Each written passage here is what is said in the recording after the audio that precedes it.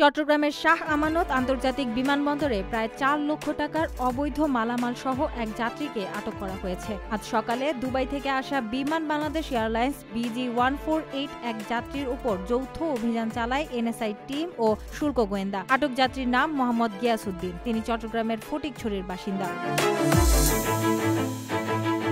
সকাল 10:45 কাস্টমস হলে ওই যাত্রীর লাগেজ তল্লাশি করে 5 কার্টুন বিদেশি মন্ড সিগারেট।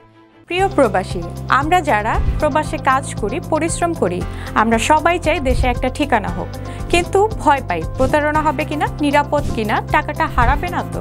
আজ আমি এমন একটা প্রজেক্ট সম্পর্কে বলবো যেটা এই ভয়টা দূর করে দিয়েছে। তার নাম প্রবাসীর সিটি লিমিটেড।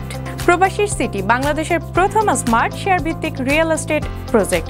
মানে আপনি মাত্র 5 লাখ টাকা বিনিয়োগে 1% শেয়ার কিনতে পারবেন, আর 5 বছরে পাবেন দ্বিগুণের বেশি হালাল মুনাফা। তাহলে আর অপেক্ষা কেন? এখনই যোগাযোগ করুন স্ক্রিনে দেওয়া নাম্বারে। প্রবাসী সিটি লিমিটেড প্রবাসী হেলিকপ্টারের একটি অঙ্গ প্রতিষ্ঠান। 6টি মোবাইল ফোন, একটি ল্যাপটপ এবং 12 পিস আমদানি নিষিদ্ধ বিউটি ক্রিম উদ্ধার করা হয়। শুল্ক গোয়েন্দা জানায়, জব্দকৃত মালামালের মোট বাজার মূল্য 4,01,700 টাকা। এর মধ্যে শুধু মোবাইল ফোনগুলোর মূল্য 3,30,000 টাকা।